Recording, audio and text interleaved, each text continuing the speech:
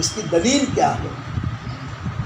تو قرآن میں اللہ ارشاد فرماتا ہے ما آتاکم الرسول فخذوہ، ایمان والو یہ رسول تمہیں جو دے لے لو۔ پتہ کیا چلا کہ خالق و مالک تو اللہ رب العزت ہے، لیکن اس خالق و مالک پروردگار نے اپنی نعمتیں بانٹنے کے لیے اپنا نائب اپنے محبوب رسول پروردگار صلی اللہ علیہ وسلم کو بنایا۔ نعمتیں اللہ کی ہیں، رب ہے معطی، یہ ہے قاسم۔ قاسم یعنی تقسیم کرنے والے۔ خود نبی پاک صلی اللہ علیہ وسلم ارشاد فرماتے ہیں اللہ معطی وانا قاسم، دیتا اللہ ہے بانٹتا میں ہوں۔ تو نائب دست قدرت ہے رسول اللہ صلی اللہ علیہ وسلم، ہمیں حکم دیا کہ یہ رسول جو دے لے لو۔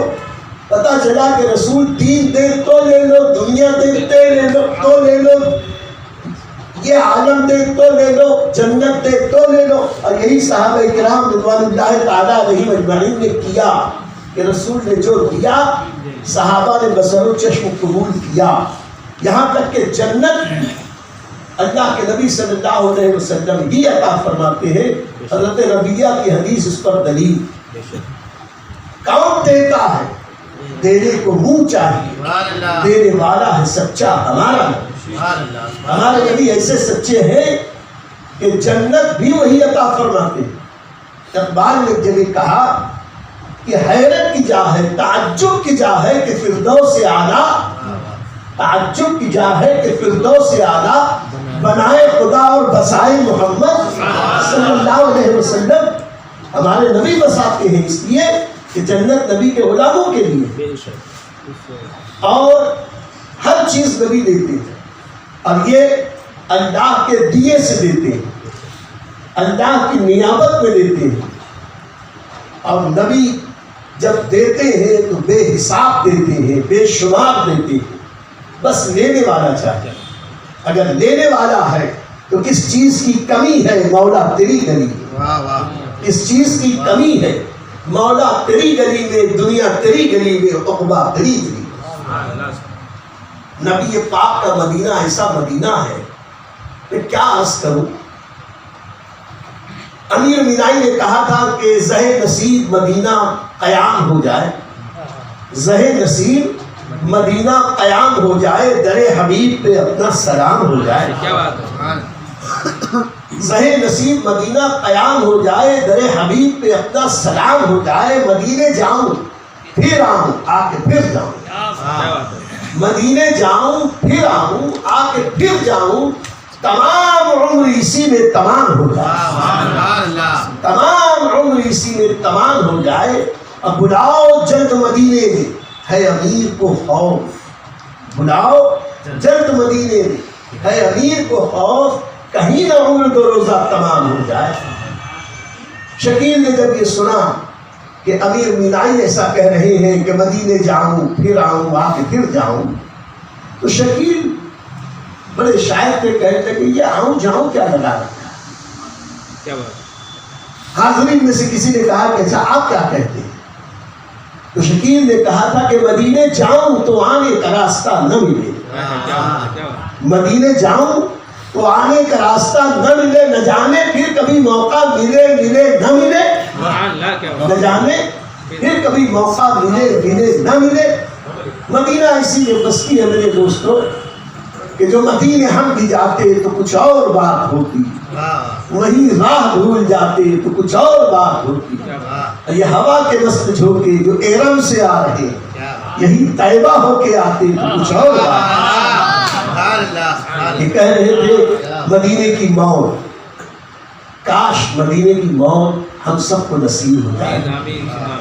اعلیٰ حضرت نظیم البرکت فرماتے ہیں کہ نصیب دوستاں گر ان کے در پر موت آنی ہے، نصیب دوستاں گر ان کے در پر موت آنی ہے، خدا یوں ہی کرے پھر تو ہمیشہ زندگانی ہے، خدا یوں ہی کرے پھر تو ہمیشہ زندگانی ہے۔ اور زندگی کے ہیں مدینے میں مزے، جو زندگی چاہے مدینے میں مرے، یقیناً مدینے کی موت بڑی عظیم موت ہے. اللہ تعالیٰ ہمیں صبر بھی عطا فرمائے اور ہمارے مقدر میں مدینے کی ایمان پر موت نصیب فرمائے. سبحان اللہ سبحان اللہ. ابھی آپ سماعت کر رہے تھے کہ جب اللہ کے نبی صلی اللہ علیہ وسلم دست دعا دراز کرتے ہیں تو اللہ کو بھی پیار آ جاتا ہے. اور جب نبی کے پاک صلی اللہ علیہ وسلم کے اشارے ہوتے ہیں تو نعمتوں کے دریا بہنے لگتے ہیں. حضور اعلیٰ حضرت عظیم البرکت نے اسی لیے تو ارشاد فرمایا تھا کہ نعمتیں بانٹتا جس سمت وہ ذیشان گیا، نعمتیں بانٹتا جس سمت وہ ذیشان گیا، ساتھ ہی منشی رحمت کا قلمدان گیا. اعلیٰ حضرت عظیم البرکت کی شعر کے بعد میں اعلیٰ حضرت ہی کا ایک شعر عرض کروں. دعاؤں کی مقبولیت کی جب بات آئی تو امام احمد رضا فرماتے ہیں کہ عنایت کا جوڑا اجابت کا صحرا،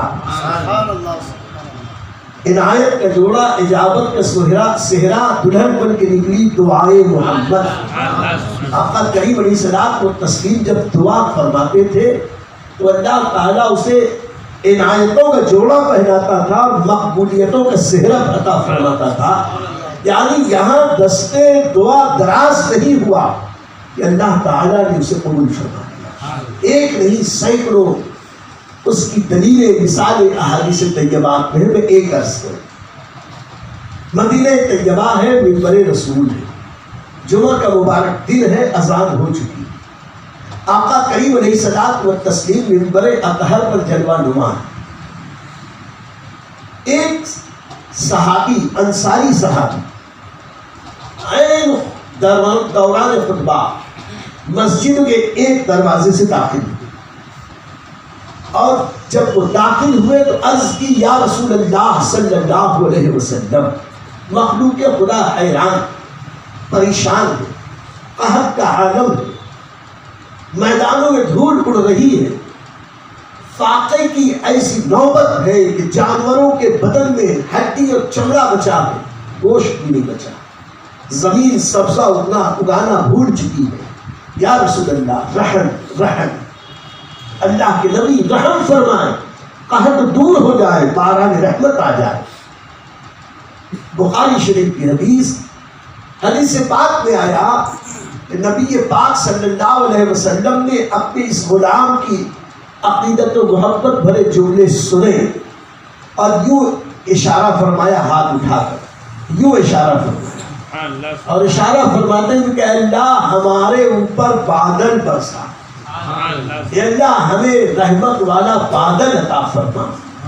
راوی فرماتے ہیں کہ نبی کے دست اقدس اٹھے، یہ انگلیاں چلی، جہاں جہاں تک اشارہ کیا 2-3 منٹ نہیں ہوئے کہ محلہ بنی سلمہ کی طرف سے بادل کا ایک ٹکڑا نمودار ہوا اور وہیں سے شروع کیا تھا جہاں سے شروع کیا، کیونکہ رخ سامنے کی طرف، اب بنی سلمہ بائیں طرف، اب مدینے کبھی چلے تو بتاؤں اس طرف رخ کیا تو کہا بنی سلمہ سے بادل کا ٹکڑا نمودار ہوا اور دیکھتے دیکھتے پورے مدینے پہ چھا گیا. ایسا چھایا کہ ابھی خطبہ تمام نہیں ہوا تھا، چھما چھم برسات ہوئی. اتنی بارش ہوئی کہ مسجد نبوی شریف کی چھت کھجور کے پتوں کی تھی، اس میں سے پانی ٹپکنے لگا، رسنے لگا اور رس کر آقا کریم کے رخسار مبارک پر نثار ہو گیا.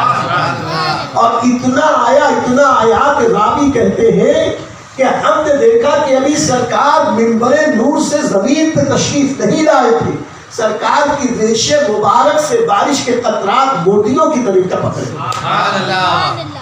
ہاتھ اٹھا، ہاتھ جس سمت اٹھا غنی کر دیا موج بحر صلاحت الہ السلام. تو یہ ہے رحمت. راوی فرماتے کہ ایک ہفتے تک وہ جھما جھم برسات ہوئی، ایک ہفتے میں تو جل تھل بھر گئی، ہریالی چھا گئی. اگلا ہفتہ ہوا، جمعہ کا دن آیا، سرکار منبر اطہر پر اور صحابہ کرام بھی بھیگتے ہوئے کسی صورت مسجد نبوی میں حاضر ہے. فرماتے کہ اس دن پھر خطبہ ہو رہا تھا، اسی دروازے سے وہی صحابی حاضر ہوئے، سلام عرض کی اور سلام پیش کر کے کہا یا رسول اللہ صلی اللہ علیہ وسلم رحم رحم. اتنی بارش ہو گئی کہ ہمارے مکان کی دیواریں دلدل میں تبدیل ہو گئی، سڑکیں دلدل بن گئی، مکانوں کے گرنے کا اندیشہ ہو گیا، اور جانور ایک ہفتے میں اتنے فربا ہو گئے کہ خوب چربی دار. یا رسول اللہ رحم، مگر بارش یہی ہو یوں ہی ہوتی رہی جانے کیا ہو. سرکار مسکرائے، اور آقا کیا مسکرائے؟ وہ مسکرائے جان سی کلیوں میں پڑ گئی، وہ مسکرائے جان سی کلیوں میں پڑ گئی، یوں ڈگ کشا ہوئے کہ گلستان بنا دیا. آقا مسکرائے، کائنات مسکرانے لگی. سرکار نے مسکراتے ہوئے تبسم فرماتے ہوئے پھر اپنی وہی کرامت والی انگلی اٹھائی، اسی طرف رخ کیا اور کہا یا دعا فرمائے اے اللہ ہمارے ارد گرد بارش فرما اور ہمیں محفوظ فرما. فرماتے ہیں کہ جیسے ہی آقا کی مبارک انگلیاں اٹھی تو جیسے جیسے وہ انگلیاں گھومتی جا رہی تھیں ویسے ویسے وہاں سے بادل چھٹتے جا رہے تھے. کمال یہ ہوا کہ ایسا لگ رہا تھا جیسے انگوٹھی میں نگینہ جڑا ہو. مدینے کے چاروں طرف بادل تھے اور مدینہ منورہ میں بادل صاف. تو اس لیے نبی کی جب دعا ہوتی ہے یقیناً دعائیں مقبول بھی ہوتی ہے اور اللہ رب العزت کو پیار آتا ہے. کیوں؟ اس لیے کہ جس کی سفارش محبوب فرما دے، جس کی سفارش محبوب فرما دے، محبوب جس سے راضی ہو جائیں اللہ اس سے راضی. ابو جہل کا بیٹا کیسا ناپاک ابو جہل، اس کا بیٹا نبی نے معاف کر دیا، صحابی رسول ہو گیا. ابو لہب کی بیٹی، وہ ابو لہب جس کے جہنمی ہونے میں کوئی شبہ نہیں، قرآن سے ثابت. لیکن اسی ابو لہب کی بیٹی نبی پاک کی بارگاہ میں حاضر ہوئی، توبہ کی، آقا نے معاف کر دیا، اللہ نے انہیں درجہ صحابیت عطا فرمایا. حضرت حبشی جنہوں نے حضرت امیر حمزہ کی شہادت کی جو ذمہ دار تھے، وجہ چاہے حضرت وحشی، وجہ چاہے جو ہو، یہ وحشی حبشی تھے، حبشی النسل. حضرت وحشی انہوں نے امیر حمزہ رضی اللہ تعالیٰ عنہ کی شہادت کی یہی وجہ بنے تھے، وجہ چاہے جو ہو. لیکن فتح مکہ کے دن آقا کریم کی بارگاہ میں جب روتے ہوئے آئے، نبی نے معاف کر دیا تو رب نے بھی معاف کر دیا. صفوان ہو، امیہ کے بیٹے ہو، دیگر لوگ ہو، ابو سفیان ہو، نبی نے معاف کر دیا تو رب نے بھی معاف کر دیا. یہ ہے نبی کی دعا کا اثر. اور جب نبی نے معاف کیا تو ان کا مقام اتنا بلند ہوا کہ قیامت تک کے سارے اولیاء غوث کتب ابدال ایک طرف، اکرمہ ابن ابی جہل کی عظمت ایک طرف، حضرت ابو لہب کی بیٹی کا درجہ ایک طرف. یہ سارے اغواس اقطاب اولیاء مل کر بھی ان صحابہ کرام کے قدموں کی خاک کے برابر بھی نہیں ہو سکتا. یہ مقام کیوں ملا؟ نبی نے عطا کیا. تو نبی مختار کل ہے، جس کو جو چاہے عطا کرتا.